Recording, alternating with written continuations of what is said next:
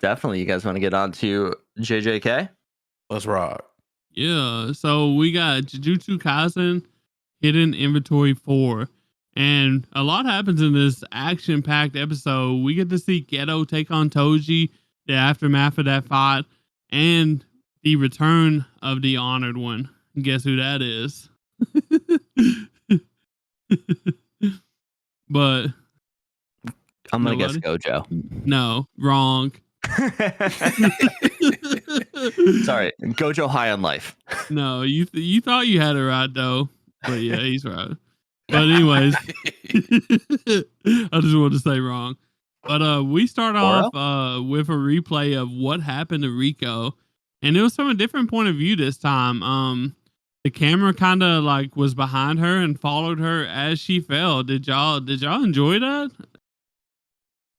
No, I didn't watch. I didn't enjoy watching this nice girl get murdered a second time. No, I mean, like, did y'all enjoy the way they done the camera work? Like, I thought it was like it was clean, pretty cool. It was pretty clean. Yeah, no, you're right. Like, imagine if they done that. Like, I think that scene would have hit harder if they had done something like that in the last episode too. But I enjoyed it. I mean, I didn't enjoy it, but it looked nice. So it looked very good. So yeah, I was with it. Yeah, 100% follow you on that one.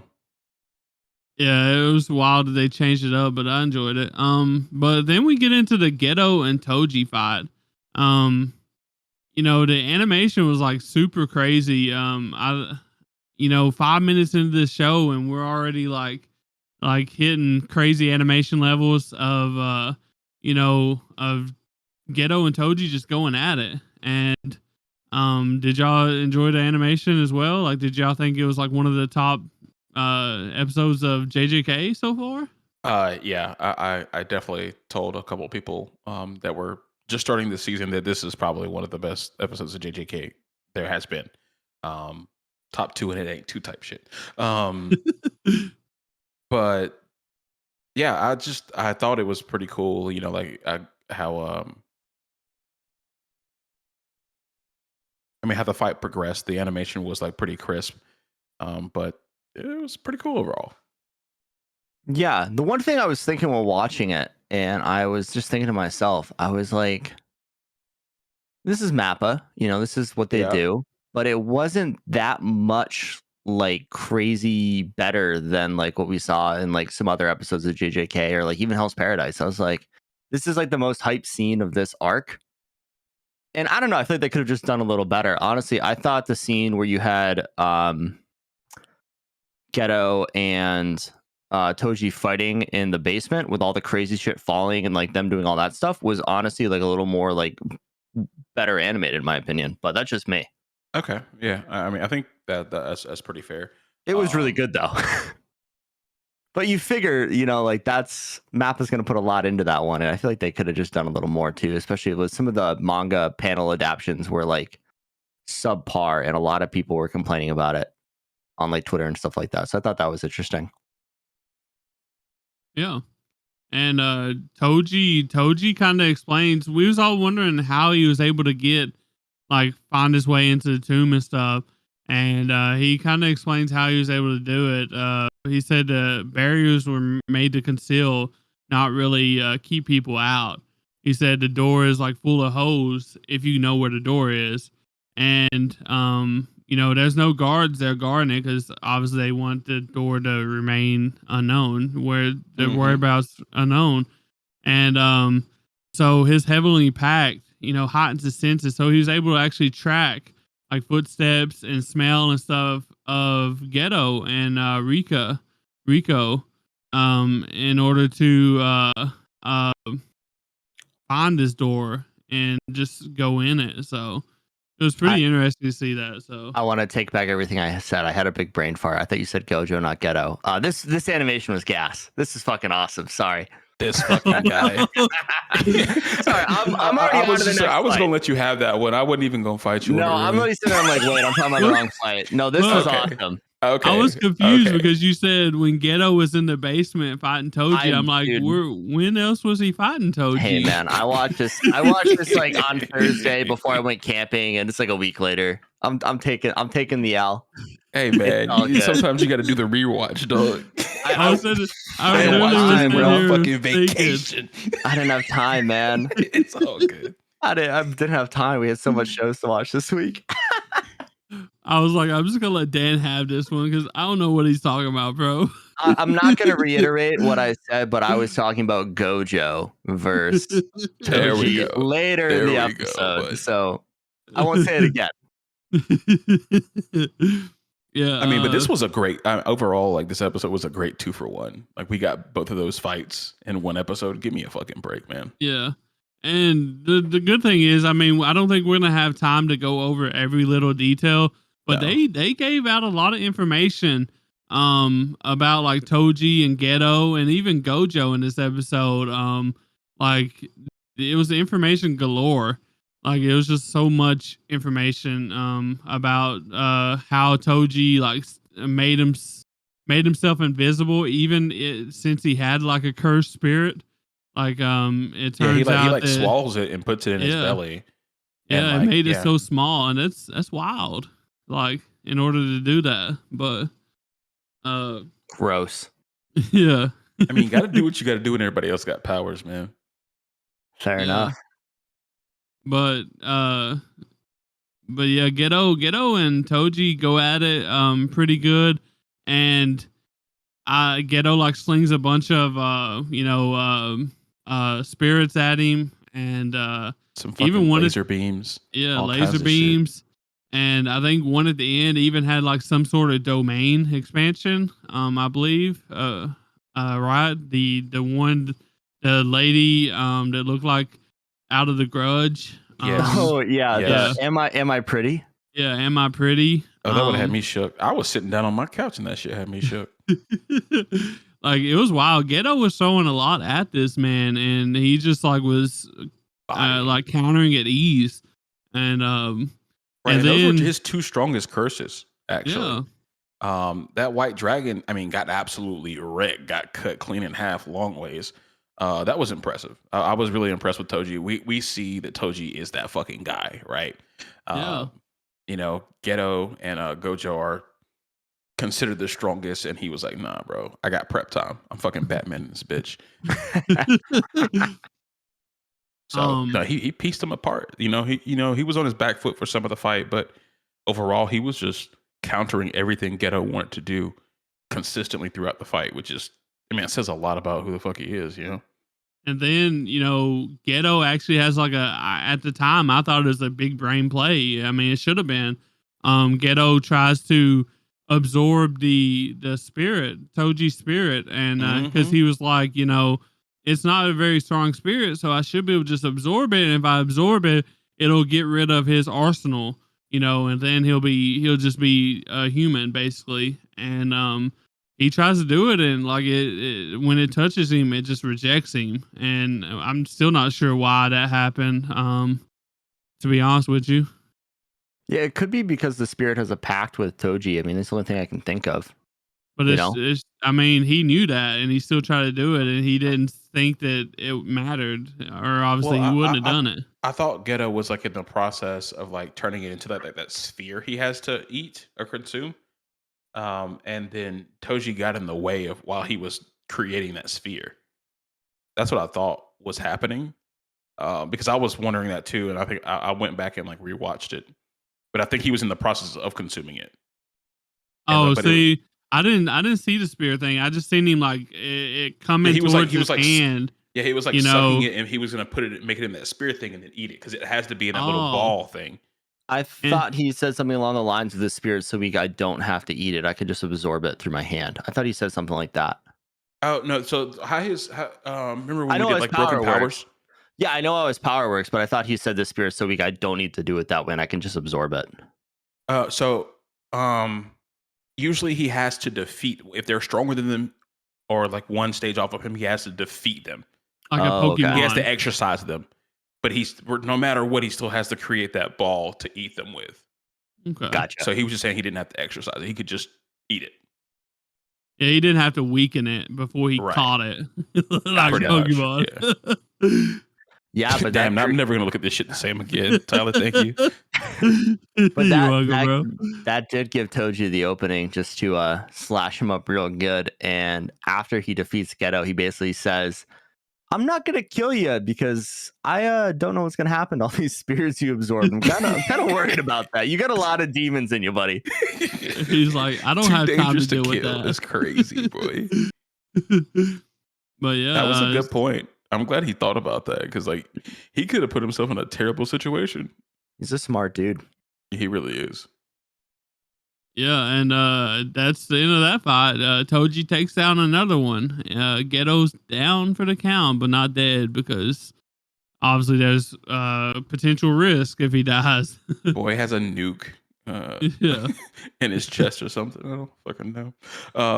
But yeah, next we see like the outside of the what is it? The Star Religious Group HQ.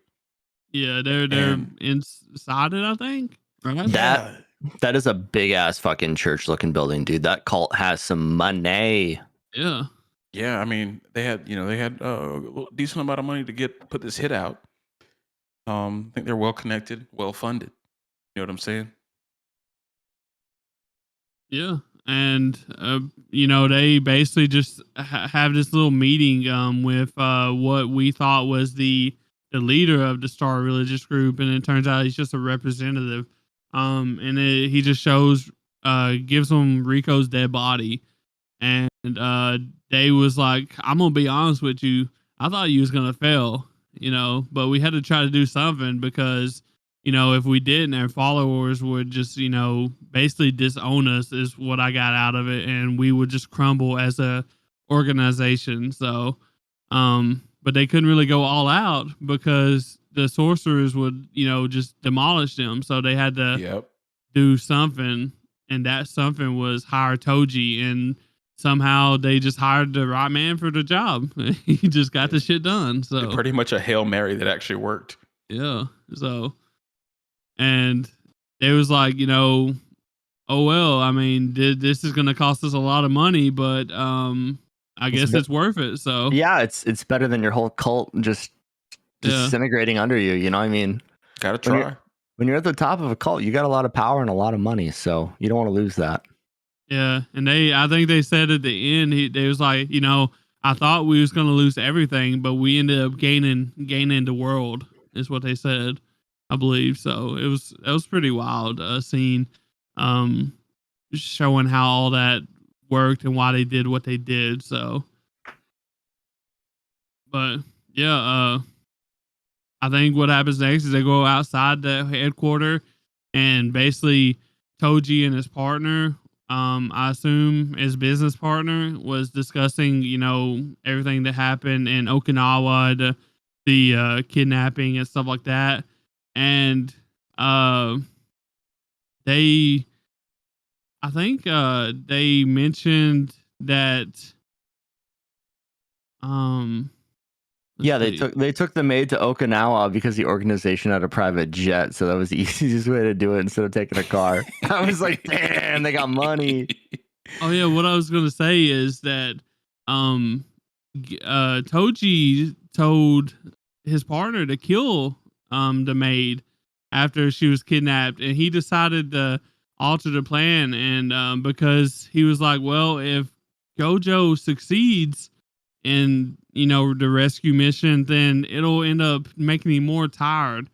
And do you think that was actually true? Do you think if they had failed and the maid had gotten killed, that he would have been less tired, and used his powers less? Yeah, he definitely would have been less tired, and it even compounded on itself, right?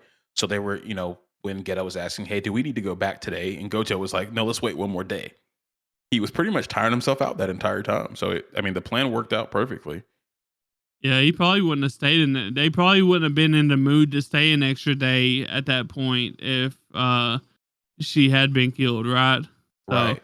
I guess that was a good play, right? Yeah, if they would have just sent him a picture of the dead body, or they got there and she was dead, yeah, they would have just left. Yeah, so that was very smart. Told you with the big brain plays. something serious with it. Yeah. You ain't kidding, bro. But speaking of Toji, the next thing that happens is our man Toji was just leaving, and all of a sudden he sees someone on the bridge, and it's our man Gojo. He's back from the dead. So what y'all boys think about that when he showed up again? I mean, I wasn't very surprised because he's Well, in the obviously. anime Yeah. still, and he wasn't dead. But I Right. thought the scene was pretty hype. I mean, you got to be pretty fucking good at manipulating cursed energy to be able to use it to heal yourself, which is what he did. So that's nuts. How did that work, bro? So basically, with his power, he can create positive cursed energy, which can be used to heal and create. So that's what he did. He basically manipulated the cursed energy in his body to heal himself, which is nuts. So, and going off that, whenever he says reverse curse technique, curse technique, is like a minus energy, which destroys kind of. But Mhm. when you reverse it, it becomes a positive energy, which creates. Okay. And so, Thank you. and so when he was using this reverse, he said that he put all of his energy when he got stabbed in the throat. He put all of his energy into a reverse curse technique that helped him regen, I guess.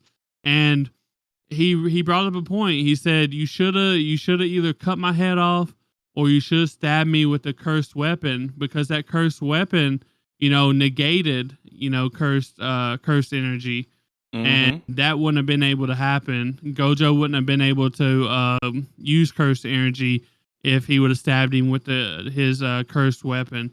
But instead, he stabbed him with I guess a regular knife or something like that through the throat. So That was the cursed weapon he stabbed him through the throat with. I think he was saying you should have left it in.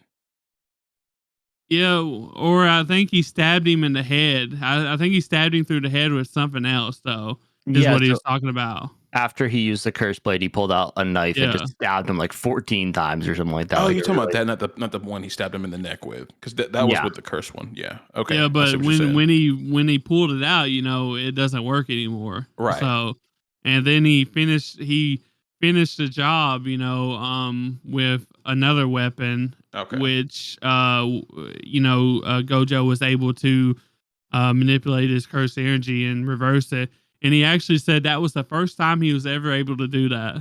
Was in that moment. He was like, I was on the verge of death, and I guess that's why I finally understood it.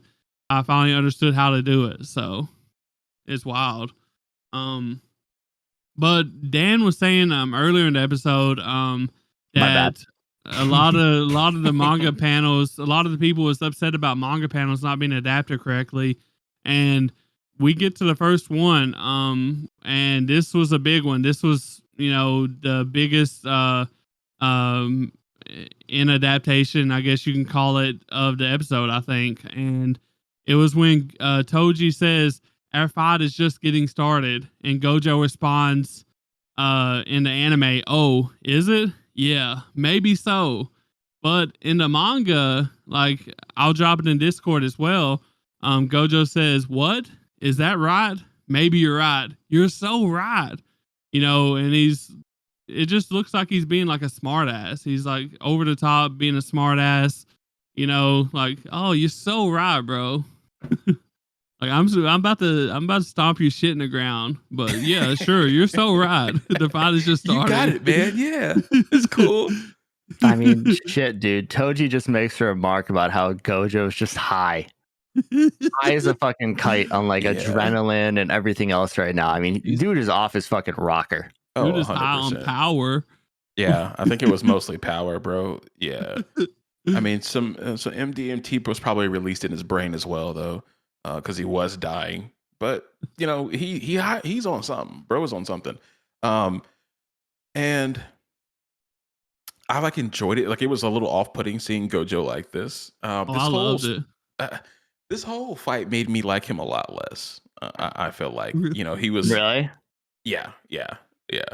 I 100%. loved it. I loved I, it, dude. This is what I you need mean, from an overpowered psychopath like Gojo, Well, I mean, think about it though. Like he literally just died technically, and he come back to life. Like he's feeling himself right now. He's like, bro, y'all can't touch this shit. Like I'm I'm him. beyond y'all. Who do you think you fucking are? Yeah, I mean that, and then also, I mean, he learned how, like Tyler said, he learned how to manipulate reverse cursed energy, which is going to take his powers to another level. Dude is just high on power, and like you said, and And I feel like I'd be a little fucked up if that was me too, dude. Not gonna lie. Yeah, you like at the pinnacle of like your craft. Like there's The no one that can even fuck with you at all. the pinnacle of sorcery, you know. Yeah, like you're it. Like that's it. And we all, Toji tries to hit him like several times. I don't think he ever landed the hit, but then he goes on to talk about the powers that Gojo possesses. He's got the power to stop, incoming projectiles and stuff like that, and it's called a neutral application. And we got the power to attract, which is like the amplified application they call it, which is blue. Is what they call it. Then they got the power to repel, which is a reverse curse technique, red. And it was also the first time he was able to use red because we seen him before, try to use red and it didn't work. Remember?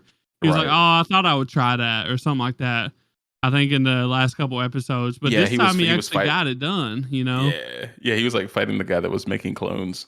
And so not only does he do reverse curse technique for the first time to heal himself, he uses reverse curse technique red successfully for the first time. Then he creates a new curse technique called purple, which adds the power to attract and the power to repel together, creating purple.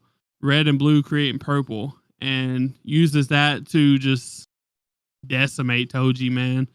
And we get the scene where Gojo's like, I alone, oh, I don't even remember how it goes. Throughout heaven and earth, I alone and am the honored one. Yeah, And yeah, it was just a wild scene. So yeah. And I did like how Gojo like explained like the drawbacks of actually having famous techniques. He's like, pretty much, one, there's advantages. Your techniques pretty much come with a manual, right?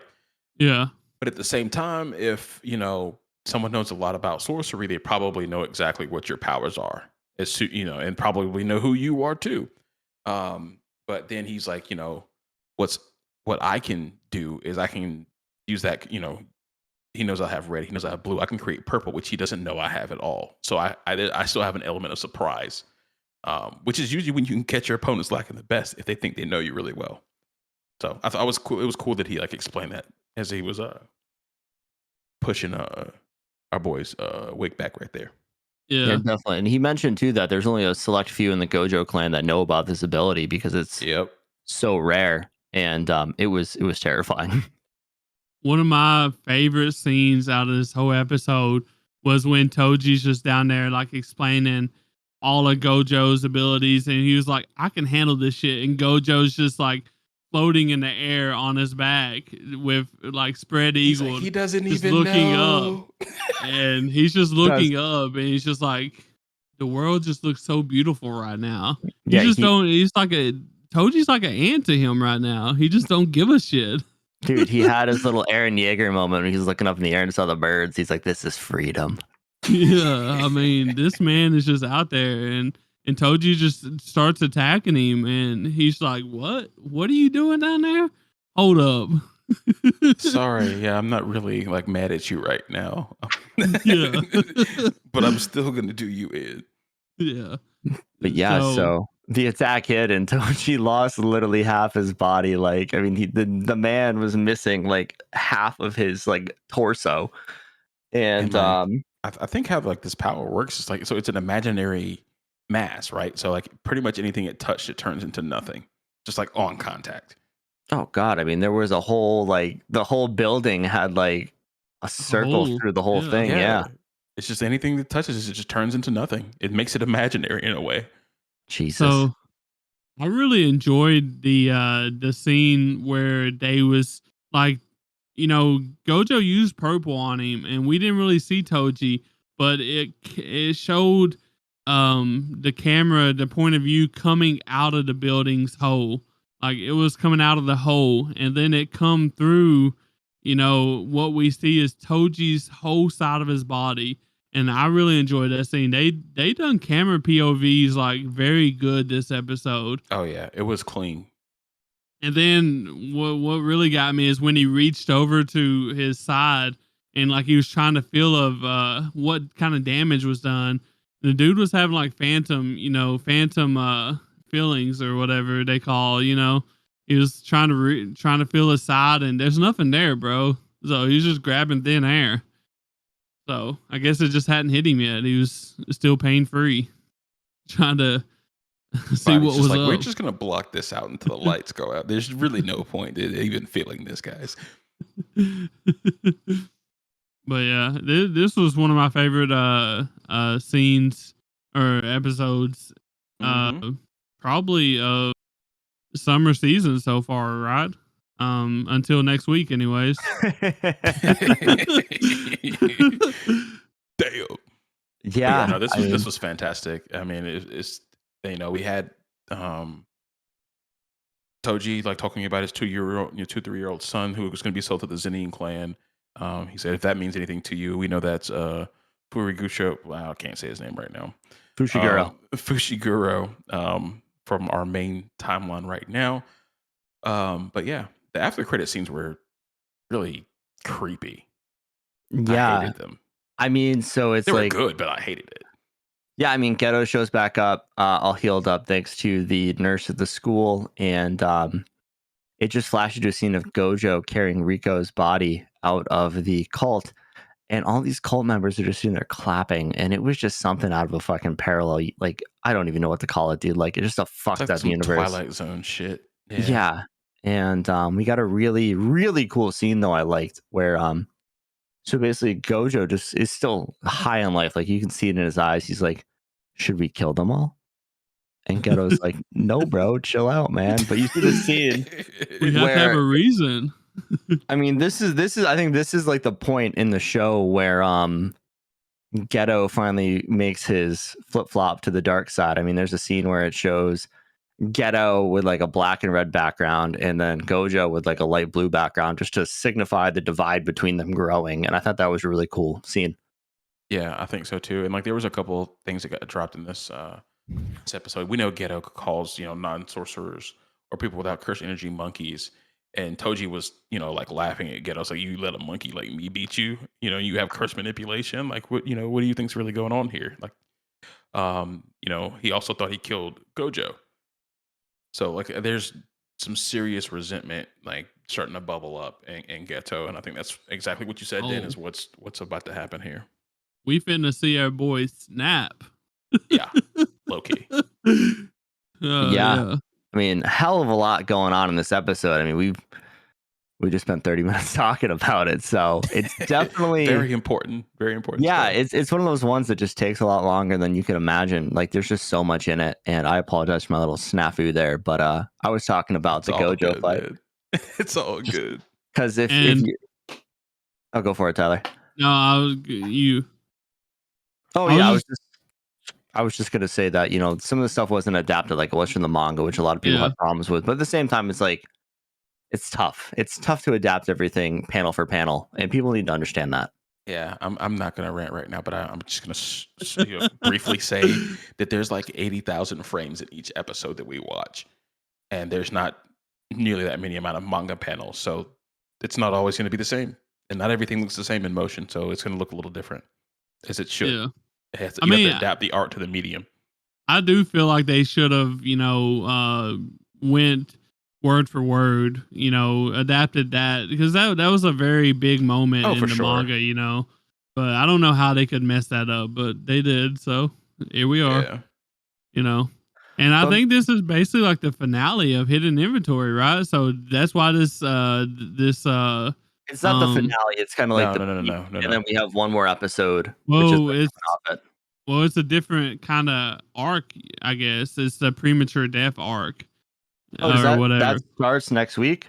Yeah, well, there's only one episode, and then we get the month-long break. So, but Okay, I thought the All right. next episode was Hidden Inventory 5, but no, Okay. it's a premature death arc, one episode, and then we get the month break. Then we go to Shibuya incident arc. So, Okay. so we're getting a 1 episode arc.